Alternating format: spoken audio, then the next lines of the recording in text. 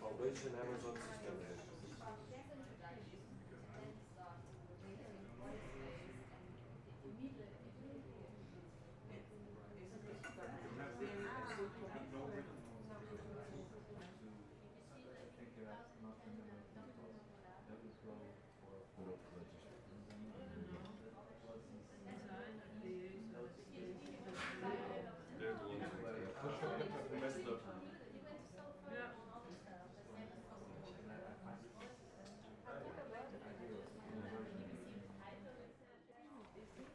Incluso puedo hacerlo ahora mismo. Aquí.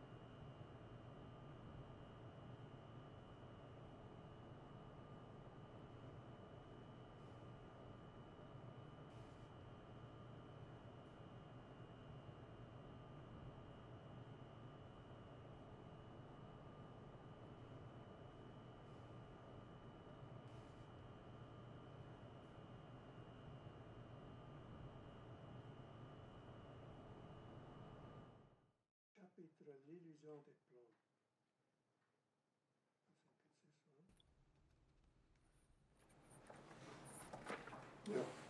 L'illusion des plans. Nothing else. But reading this, and I was very astonished. I mean, this I think, for Angélil, it was the key article. But then there was also things like this. Un édifice est comme une bulle de savon. Cette bulle est parfaite, harmonieuse, et le souffle est bien reparti, bien réglé de l'intérieur. L'extérieur est le résultat de l'intérieur. Donc, like a bulle de savon, and I was vexed. I didn't know what he meant. I mean, making a building, a bulle de savon that, becomes bigger and bigger from the inside to the outside. What the hell does that mean?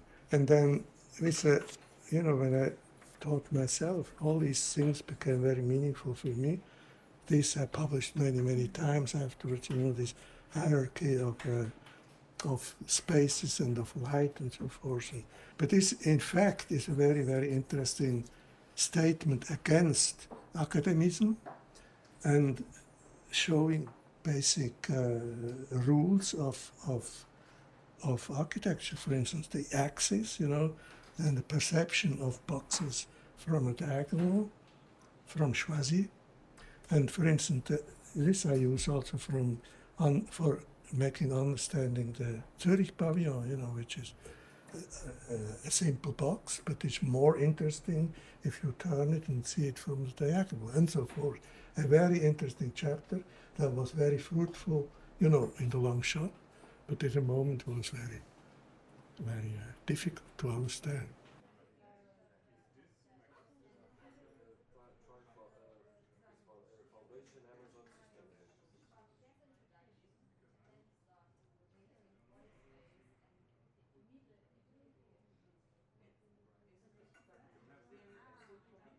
The second lecture was where there were 3 quotes by Le Corbusier. The first one is Le jeu savant de la lumière, where he has the pyramids, the curve, the cube, okay? These pristine, the cone, these pristine objects. So this is when you were playing the column here. Okay? The column has a certain, it extrudes space. Its space is defined around the column. The second one is un édifice comme une bulle de savon, and we showed the Hagia Sophia. So this was like a bubble, a soap bubble, where the space is suddenly inside. Okay, and this so simple. The third one is le dehors est toujours en dedans. The inside is always an outside, also from Berlin architecture. And there we showed some kind of, I don't know, Rietveld or Mies van der Rohe, the Basel Pavillon. But then Le Corbusier, reappears for the architecture problem not in, in 2 minutes in this analysis of the Villa Savoye, and reappears here when we talk about complex assemblages with the Carpenter Center. But that's it. Okay, this is not a course on Le Corbusier. And then Le Corbusier comes up again when we talk about the modern city, okay, as a critique to the traditional city first, and then he being criticized by the postmodernists. And I think for us, to work on popular images, really popular, images that have been printed on newspapers, online platforms, etc. Are very important. I studied in the School of Architecture of Barcelona, in which Le Corbusier, I studied in 1998. At that time, Le Corbusier was very strong. He was a very strong figure in the studies. So I would say I encountered his book during my first year, and we had many courses just focused on Le Corbusier. To the point that I took courses called La Savoye, and I spent like months drawing and redrawing the floor plans. I do work around gender and architecture. So I precisely work on dismantling certain ways of understanding architecture that have generated a lot of seclusion of others' ways of understanding architecture. So I don't use it that much, so to say. And if I use it to reframe what we have been given and to understand it differently. But we are critical with how technology was understood, especially in this book. So when we talk about technology, we talk about the impact on the built environment, but not only that, we go beyond that, and we talk about bodies in that built environment, the care that implies the labor structures that are defined, and we take it in a more holistic manner. So we talk, for instance, when we're talking about material, we talk about material kinship. So not only about the technology that allows us to extract that material, but the impact of it, and also the caring of that material and what material it embeds. I mean, I don't think it's in, is it in this book? No, it's much later. It's 20 something years later. The modular comes along. 1 meter 83, if I remember correctly. And it's a whole proportion. I mean, one of the wonderful things about this book, it's a really great book, I think, as a piece of architecture, but also in literary terms. I mean, it's beautifully written. I mean, very few architects can write as well as he can. Nevertheless, it's also an extremely rhetorical book. It is not there for you to open your mind. It is there to convince you of the correct path. And I think that now people don't believe in the correct path. I think that's why I think books like this have a very, very different relationship with architectural education now than they did 35 years ago when I was a student, when somehow we were told that modernism was still worth believing in. I don't think anybody now is searching for some sort of pure source. I don't think people believe in a pure source anymore. First of all, it's extremely Western, and it sort of locks down the thinking that somehow if you want to find the source of the discipline, we need to go back to ancient Greece. I think a lot of students now would say, that is not the kind of thinking we want to do. We want to be much more open and have a much wider set of references. In Le Corbusier's case, the relationship to engineering is a very direct one, where the engineer and the architect would be, let's say, working on the same structure. Now, the engineer may well be writing software, right? So it's a very different kind of relationship. It's not quite the nuts and bolts of structure. It may well be to do with digital fabrication, robotic fabrication, parametric tools, and now, of course, AI. Within the next 30 seconds, I could produce an image of more or less anything out here in the field on my phone. Whereas this would have been really precious, really valuable material kind of collection that then would have been passed around amongst students, amongst architects. The meaning of a printed image in Le Corbusier's book is fundamentally different to the meaning of an image used by students today. We have once used a Le Corbusier project as a sort of doppelganger, as a kind of model for making a landscape project here in the garden.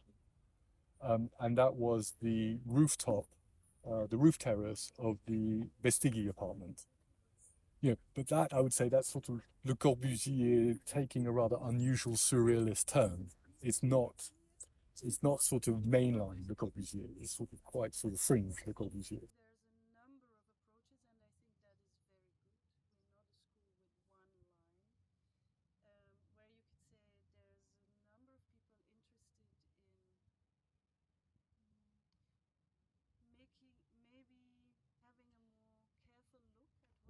I never use Le Corbusier in my teaching. I think also for me it's become very difficult as a woman to talk, and also I teach studio, I teach design, so I'm not teaching theory. But knowing about his attitude and his attitude towards women, it's very difficult for me to disconnect this. I think we all know his obsession with Eileen Gray's house, and how physically he attacked this house with the painting. I think he was naked. The force of painting that house, since I have seen these images, it has become very, very difficult to just talk about the pilotis and the horizontal window. And I don't believe in temples anymore. And I think in our teaching we do maybe the opposite. We look at buildings we are not supposed to look at. You know, as a student, when you come in school, the first thing you learn is that most of the spaces you have experienced, they're not architecture. The house you grew up in, your bedroom, you know, the living room you celebrate, whatever, Christmas or other celebrations with your family, it's not architecture. There's a lot to learn from, you know, century-old ways of taking care of each other that we have lost. I think that's for me very important to revisit and understand. And then also architectural expressions that allow that, you know. I don't think the modernist formalism is the most accommodating way of democratic living together. And you know, the houses of Le Corbusier, was it in Pessac?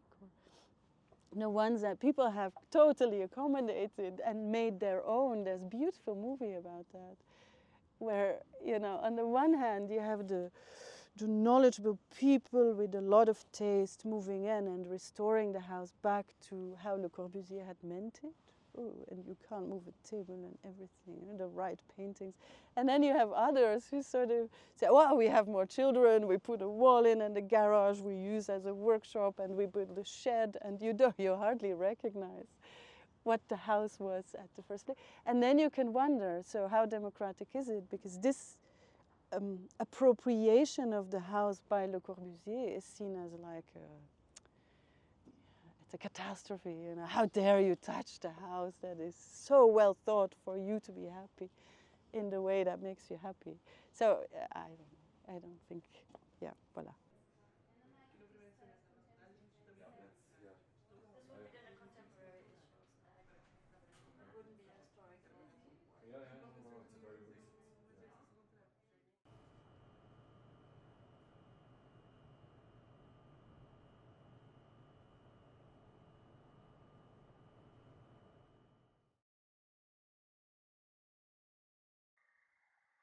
No, architecture or evolution.